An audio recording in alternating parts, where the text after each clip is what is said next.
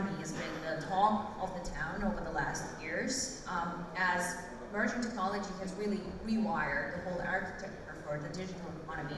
So what is Dubai's unique opportunity in a decentralized global economy? Let's find out together with our next speaker, Michael Terpin, founder and CEO of Transfer Group. Michael, please give it a round of applause. Is this working? Here we go. Oh, okay, this is working. Good morning, or I guess it's early afternoon now. We're running a little bit late. So I want to talk a little bit about the opportunity Dubai has in front of it, and perhaps some lessons learned from other very promising jurisdictions who had a similar opportunity and I believe fumbled it in the hopes that Dubai can do a better job. First of all, I love Dubai. This is an amazing place. This is my third trip here. I've actually been in Dubai more days this year than I've been either in New York, San Francisco, or Los Angeles. So I live in Puerto Rico. I like to say Puerto Rico is, excuse me, the Dubai of the United States, because it's the only place where US citizens can legally go and pay no capital gains tax. If I move to Dubai, I'd still be taxed on my worldwide income, even if I never spent a single day in the United States because I'm a citizen. Puerto Rico also has some other wonderful things. There's a bunch of Puerto Ricans around here. We can talk about that in private if anybody is interested in Puerto Rico. There's a saying that, so I just came off of a 3-day conference of our own called CoinAgenda. It's the 8th year we've been holding it. It is a conference that brings together professional investors and companies in the blockchain space. Obviously we're here with about 20 or 30 different blockchain events. I think that the first time I heard that a jurisdiction was going to be friendly, I've been in this space since 2013, was the Isle of Man. A lot of people got excited because the US hadn't really made any rules yet. England had sort of not made many rules. The Isle of Man said, we're going to be very friendly. We're going to go and have it be a crypto island. Everybody should move here, and you'll be able to set up banks, you'll be able to trade cryptocurrency, et cetera, et cetera. They actually even had a conference that was going on that year. And about a week before the conference, the Central Bank of Isle of Man said, well, wait a second, we don't want crypto people here. What are you talking about? And they shut down the conference. So that was 2013.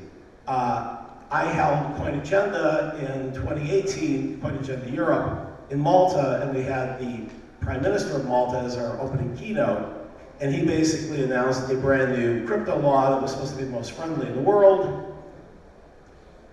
Tons of companies moved to Malta.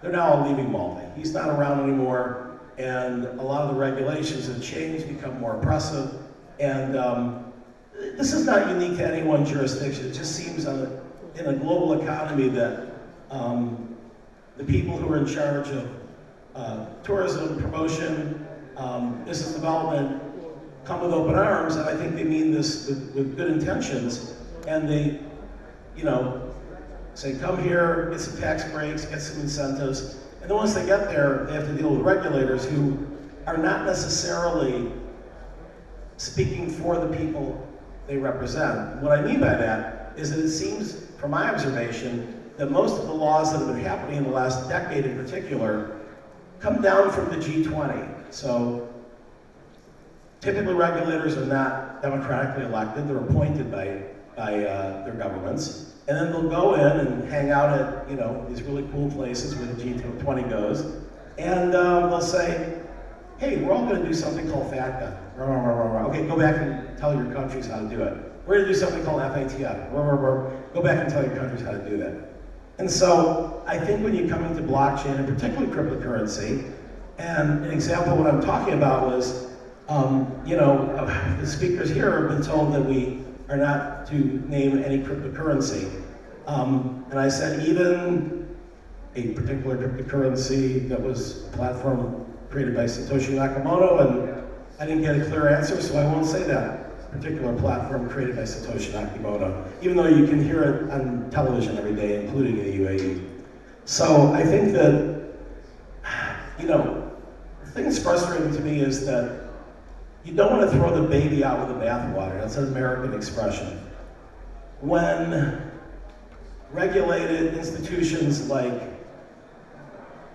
Enron cost people a lot of money, they didn't shut down New York Stock Exchange and NASDAQ. They didn't stop hiring people because the chairman of NASDAQ, Bernie Madoff, very regulated guy with a lot of licenses, scammed hundreds of millions, not billions of dollars in a little Ponzi scheme that he created that he went to jail for. I'm all for punishing people who are lawbreakers. I think there's already sufficient rules out there without creating vague new rules. And you heard in the investor panel that everybody wants regulation, but they want clear regulation. Gordon Einstein, who I think is speaking here, he speaks in a lot of things in Dubai. I heard him say that the current state of regulation in many jurisdictions, including the United States, is what he calls regulation by kabuki theater. You kind of have these hand signs, you're kind of having to guess, what does that mean? What am I supposed to interpret from that? Just give us clear rules. And don't start with, everything's illegal unless we say this. It should be, here are the rules, please abide by them, and then people can make a decision of which jurisdiction that they want to live in, which jurisdiction they want to start their business in.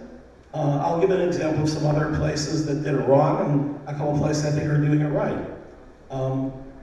Cayman Islands was a place that everybody flocked to for years. Now all of a sudden they've changed a lot of the rules and people are clawing to get out. Gibraltar is a place that people are considering to be, the safest haven that you can go to and get clear regulation. Singapore is now in that space, and I've just talked to people in the hallway who said, Singapore really brought us in here with saying they're going to regulate everything, be very clear, and now it's becoming not quite so clear, and additional things are being layered on. I see this happening in Switzerland as well. Bermuda is right now, I'd say, my favorite sort of small jurisdiction. I've been there 5 times. I have a Bermuda company. And, the premier, perhaps because he was a tech guy before he got elected premier, he was elected at 38, so he's kind of above the blockchain generation. And he said, we're very good at passing laws, and I never travel anywhere without the head of my monetary authority in my caravan. So if I'm asked a question, I'll just say, you agree with this? What do you think? Can we make a law on this? And so I think that Dubai is not that much bigger than Bermuda. It's bigger. I mean, Bermuda's, I think, 50,000 people, but Dubai and all of UAE is not the size of, say, Nigeria or the United States or France. So I would think that all the minds should be able to be at the same table, and it shouldn't just be the central bank and the banks trying to guess what those crypto people are thinking, but invite us to the table, even if we have to hire a lobbyist or two. That's what we're doing in Puerto Rico. I've been there, sort of recommending that Puerto Rico copy and paste what Wyoming has done, which people in the United States, everybody's flocking to Wyoming because one woman, Caitlin Long, went and said, I need to change the laws, and small state, she's able to get 70 pro-blockchain laws changed, and it's been a boom for the economy. So I guess really what I would sort of finish with would be, it would be great if Dubai could have clarity not just on, blockchain for government and blockchain for enterprise, and there's some wonderful applications. I mean, I'm chairman of a company, SDG Exchange, which has a permissioned blockchain. It's not a cryptocurrency, it's built on Ethereum block platform, but it's a permission. So just like IBM and Microsoft had permission blockchains, it never leaves the blockchain. It's a DLT, it's a distributed ledger. Public blockchain, anybody can run. And so decentralized, when you have a decentralized autonomous organization, what does that mean? Not very many jurisdictions are good at defining it. Again, I'll quote Gordon Einstein. He was on a panel at my conference, and he had said that you really need to be able to show how your decentralization works. That it's not one person who can pull the plug or can manipulate it. That it's truly independent token holders that are in charge of the governance. Because he said without the decentralization, it's not a DAO, it's an OW! And then you're kind of in a world of hurt. I like that. I like that analogy. DEXs, Decentralized Exchanges. Most jurisdictions don't even quite know how to regulate centralized exchanges, much less decentralized exchanges. The United States right now was just announced over the weekend. That's why I don't do slides when I talk about this stuff, because literally I could just look at the morning's news and change 4 bullet points. Biden administration now is looking to potentially appoint a crypto czar, and in doing so take the 7 or 8 different jurisdictions or regulators and sort of get all of their feedback. I'm hoping that's a good move. I mean, the market cap is up today, so perhaps it's seeing some kind of clarity as being a good thing. I did want to read, because I've been on the road for 4 weeks. I miss my wife very much by now. Talk to her every day, but not like when she traveled in here with me before. But the first stop on the journey was in New York City for the Mainnet conference, which is put on by Ryan Selkis, who's, his handle on Twitter is 2-Bit Idiot. That's what his name is, a blogger, when he actually uncovered a lot of what was going on with the early Mt. Gox scandals. From that, he got a job as an editor at CoinDesk, and from there, he then got funded for a crypto research company called Czar that's doing very well. And he had a conference that really kind of looked like Consensus, because they didn't have a Consensus this year because of COVID. They had leaders from a lot of the top DeFi projects in the world, and a lot of the top stablecoins, including one that I won't name because I'm told I can't name any cryptocurrency. But they have 3 million users. And Ryan had asked Chairman Gensler to do an interview. No answer. We'll do a Skype interview. You don't have to come to New York from Washington. No answer. But 2 agents showed up right before this particular stablecoin CEO or leader or community member, I forget what his title is, at a DAO, was about to get on stage and talk, and they slapped him with a subpoena. He shut down his booth and left. That's not the way to have proper regulation. And I don't believe that stablecoins are the same thing as banks any more than gold is. There was an article today where they were talking about, well, there's a real concern if there's a run on stablecoins. That's not how stablecoins work. Nobody gets Tether as a savings account alternative.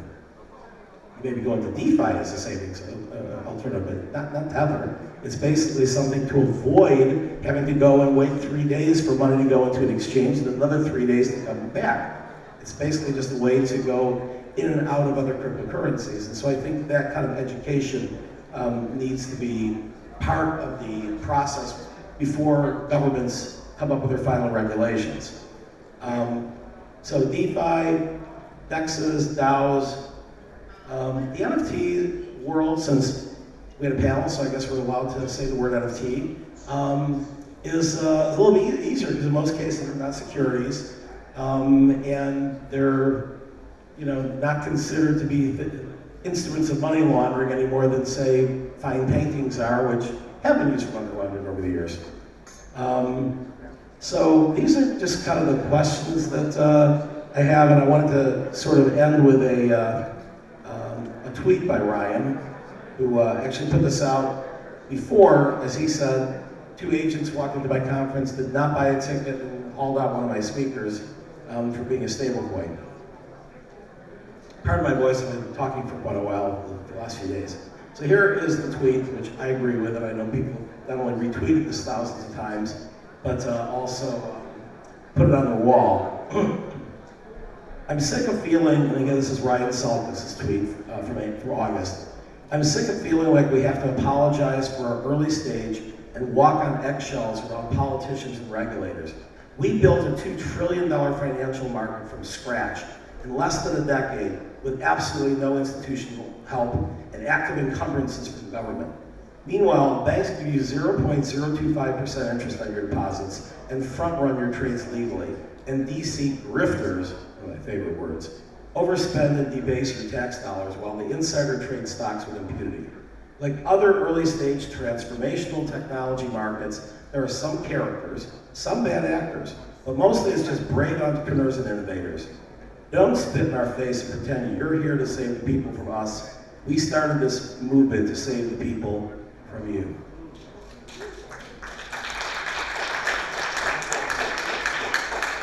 I'll be around the show and I'll be around Dubai all week. I think I have my contact information up there. I've got Michael Terpin on everything.